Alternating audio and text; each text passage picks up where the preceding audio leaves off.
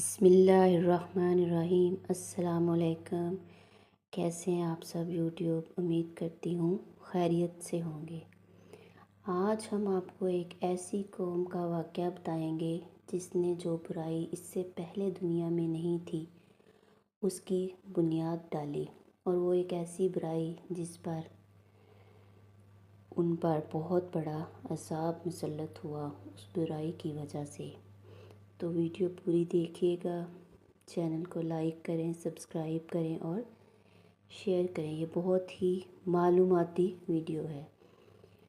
آج ہم ذکر کریں گے حضرت لوط علیہ السلام اور ان کی قوم کے بارے میں۔ حضرت لوط علیہ السلام حضرت ابراہیم کے بھائی کے بیٹے تھے۔ حضرت لوط علیہ السلام کے والد کا نام حاران تھا۔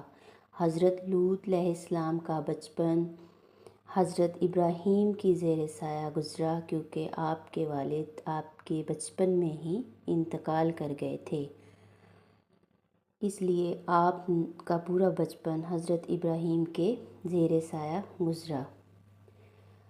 حضرت ابراہیم مصر میں تھے تو تب بھی آپ حضرت ابراہیم کے ساتھ ہم سفر تھے۔ حضرت ابراہیم نے حضرت لوط سے فرمایا، مصر سے ہجرت کر کے شرق اردن کے علاقے سدوم اور عمورہ چلے جائیں اور وہاں رہ کر دین حنیف کی تبلیغ کریں اور حضرت ابراہیم کی رسالت کا پیغام حق سناتے رہیں۔ اور حضرت ابراہیم پھر واپس فلسطین چلے گئے اور وہاں رہ کر اسلام کی تعلیم اور تبلیغ کو سربلند فرماتے رہے۔ اردن کی جانب آج جہاں بحر لوط واقع ہے، یہ وہ جگہ ہے جس میں سدوم اور عمورہ کی بستیاں آباد تھیں۔ لوط علیہ السلام نے جب سدوم میں آ کر قیام کیا تو دیکھا کہ یہاں کے باشندے فحش میں اس قدر مبتلا ہیں کہ دنیا کی کوئی ایسی برائی نہیں تھی جو ان میں موجود نہ ہو، اور کوئی خوبی ایسی نہیں تھی جو ان میں پائی جاتی ہو۔ یہ دنیا کی سرکش، بد اخلاق، بد اتوار اقوام کے دوسرے عیوب فحش کے علاوہ یہ قوم ایک ایسے خبیث عمل کی موجد تھی، یعنی اپنی نفسانی خواہشات کو پورا کرنے کے لیے وہ عورتوں کی بجائے مرد لڑکوں سے اختلاط رکھتے تھے۔ دنیا کی قوموں میں اس عمل کا اس وقت تک کوئی رواج نہ تھا۔ یہی بدبخت قوم ہے جس نے اس ناپاک عمل کی ایجاد کی، اور اس عمل کا نام لواطت مشہور ہے۔ اور اس سے بھی زیادہ شرارت، خباثت اور بے حیائی یہ تھی کہ وہ اپنی اس بد کرداری کو عیب نہیں سمجھتے تھے اور علن فخر کے ساتھ اس کو کرتے تھے۔ اہل سدوم کی یہ بھی عادت تھی کہ وہ باہر سے آنے والے تاجروں اور سوداگروں کے مال کو ایک نئے اور اچھوتے انداز سے لوٹ لیا کرتے تھے۔ حضرت ابراہیم علیہ السلام اور سارہ نے ایک مرتبہ حضرت لوط کی عافیت و خیریت معلوم کرنے کے لیے اپنے خانہ زاد مشکی کو سدوم بھیجا۔ جب یہ بستی کے قریب پہنچا تو اجنبی سمجھ کر ایک سدومی نے اس کے سر پر پتھر مارا۔ مشکی کے سر سے خون جاری ہو گیا۔ تب آگے بڑھ کر سدومی کہنے لگا کہ میرے پتھر کی وجہ سے یہ تیرا سر سرخ ہوا ہے، لہٰذا مجھے اس کا معاوضہ ادا کر، اور اس کا مطالبہ کیا، اور اس مطالبے کے لیے کھینچتا ہوا سدوم کی عدالت میں لے گیا۔ حاکم سدوم نے مدعی کا بیان سن کر کہا، بے شک مشکی کو سدومی کے پتھر مارنے کی اجرت دینی چاہیے۔ مشکی یہ سن کر غصہ میں آ گیا اور ایک پتھر اٹھا کر حاکم کے سر پر دے مارا اور کہنے لگا کہ میرے پتھر مارنے کی جو اجرت ہے وہ اس سدومی کو دے دینا، اور یہ کہہ کر وہاں سے بھاگ گیا۔ اہل سدوم اس قدر ظلم، فحش، بے حیائی، بد اخلاقی اور فسق فجور میں مبتلا تھے جس کا بیان کرنا ناممکن ہے۔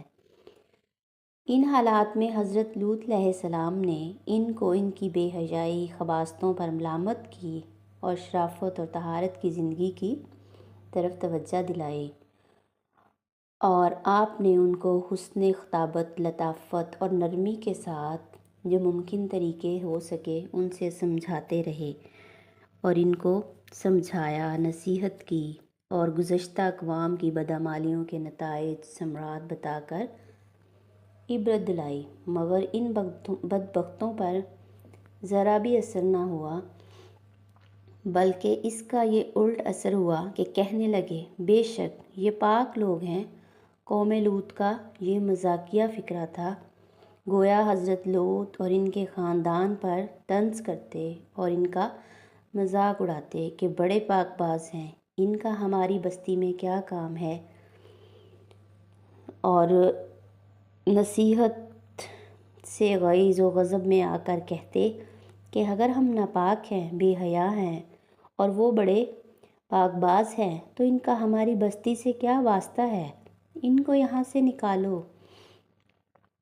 حضرت لوط نے پھر ایک مرتبہ بھری محفل میں ان کو نصیحت کی اور فرمایا تم کو اتنا بھی احساس نہیں رہا کہ یہ سمجھ سکو کہ مردوں کے ساتھ بے حیائی کا تعلق، لوٹ مار اور اس قسم کی بد اخلاقیاں بہت برے اعمال ہیں۔ تم یہ سب کچھ کرتے ہو اور بھری محفلوں اور مجلسوں میں کرتے ہو، اور شرمندہ ہونے کی بجائے ان کا ذکر اس طرح سناتے ہو کہ گویا یہ کارنامہ ہے جو تم نے انجام دیے ہیں۔ قوم نے اس کی نصیحت کو سنا تو غم اور غصے سے تلملا اٹھی اور کہنے لگی لوط بس یہ نصیحتیں، عبرتیں ختم کر، اور اگر ہمارے ان اعمال سے تیرا خدا ناراض ہے تو عذاب لا کر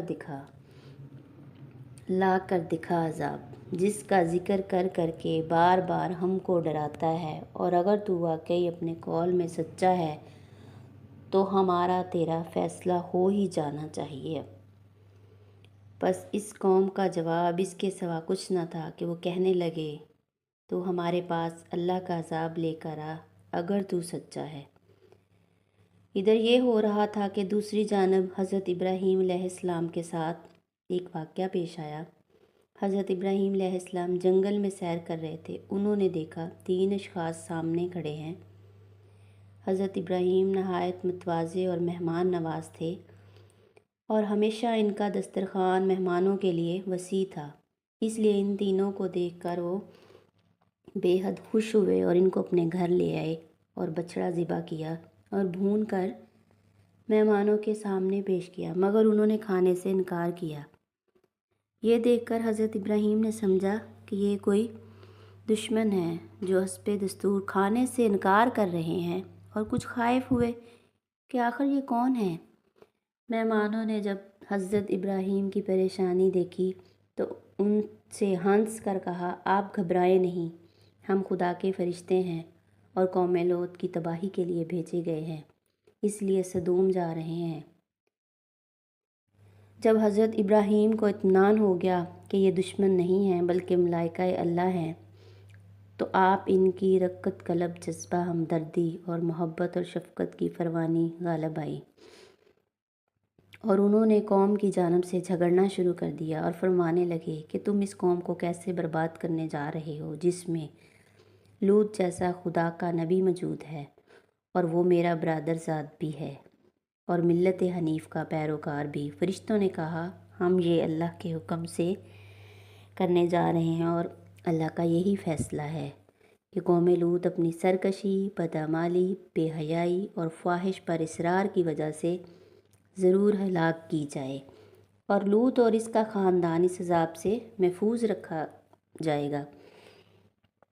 البتہ لوط کی بیوی قوم کی حمایت اور ان کی بدعمالیوں اور بدعقیدگیوں میں شرکت کی وجہ سے قوم لوط کے ساتھ ہی عذاب پائے گی۔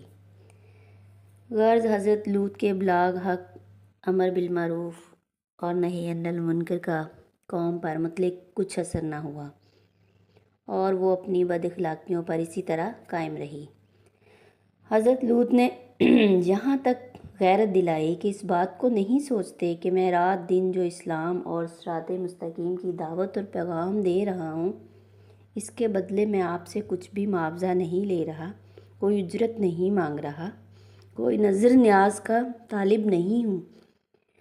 میرے پیش نظر تو تمہاری دینی دنیاوی سعادت فلاح کے سوا کچھ اور نہیں ہے، مگر تم ہو کہ توجہ ہی نہیں کرتے۔ مگر ان کے تاریک دلوں پر اس کہنے کا بھی کچھ اثر نہ ہوا، اور وہ حضرت لوط کو خراج سنگساری کی دھمکیاں دیتے رہے۔ جب نوبت جہاں تک پہنچ گئی اور ان کی بد اخلاقی زندگی آمادہ نہ ہونے دیا، تب ان کو بھی وہی پیش آیا جو خدا کے بنائے ہوئے قانون کا جزا یعنی یقینی اور حتمی فیصلہ ہے۔ بد کرداریوں پر اصرار کی سزا، بربادی، ہلاکت۔ غرض ملائکہ اللہ حضرت ابراہیم کے پاس سے روانہ ہو کر سدوم پہنچے اور حضرت لوط علیہ السلام کے گھر میں مہمان ہوئے۔